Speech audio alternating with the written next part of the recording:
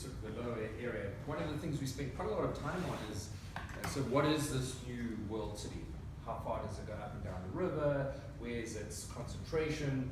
And we sort of, we're really trying to kind of define that, at the same time understanding how the coastline was pushing back, and then from Ishwood, the space in between, being really important territory as part of it. So not picking up the city, but picking up the sort of the urban core CBD component, and then having the space in front of it, in fact, to rethink that space.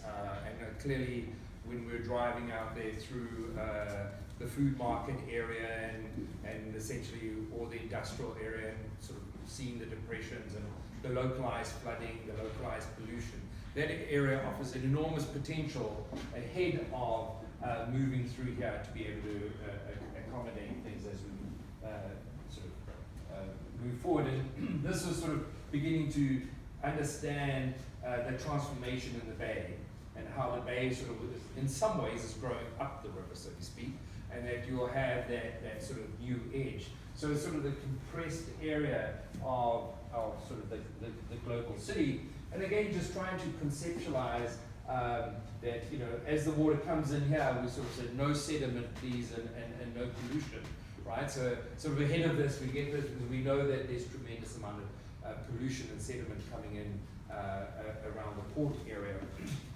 cost of dredging and things like that. So it really begins to say that there's an urban core that kind of ties back to the bay as well as the river, and that can be sort of flexible, but you know, we've got to begin to think of this over the next 50 years, where your growth is as you move through. The other interesting component was the hydraulic model that was shown to us in terms of, even if there's rainfall over this area, we are going to currently need all the capacity of the side creeks moving in, plus the river, in fact, to begin to deal and hold with the water in sort of, in some ways, in that flash flood situation. But these edges will become more sort of malleable as we go through.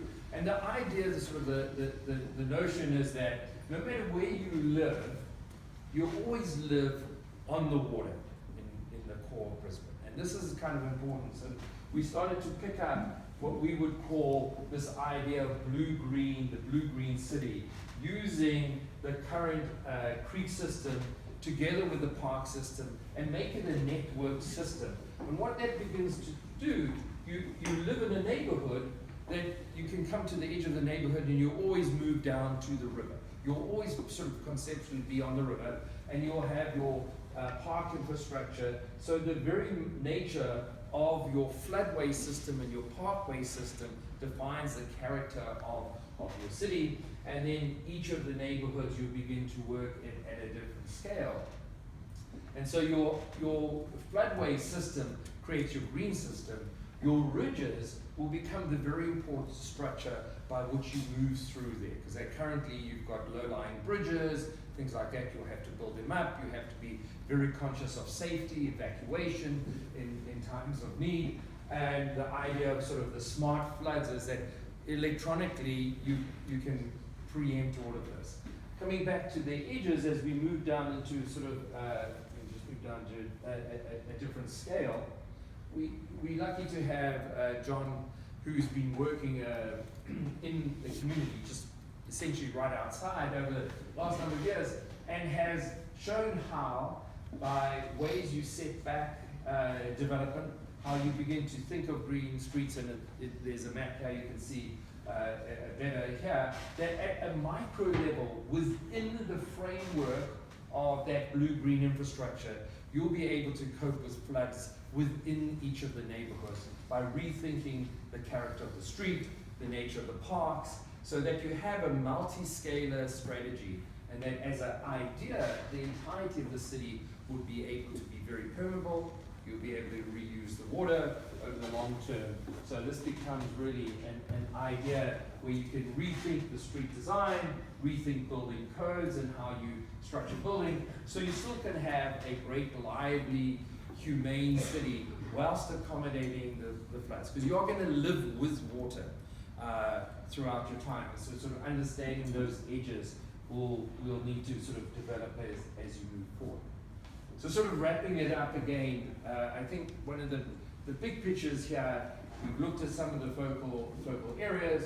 We understand the implications, for instance, of pollution and sediment here, really being driven from upstream here. And so this broader regional strategy is a direction perhaps you all should be moving as we move forward. I'll just add to that.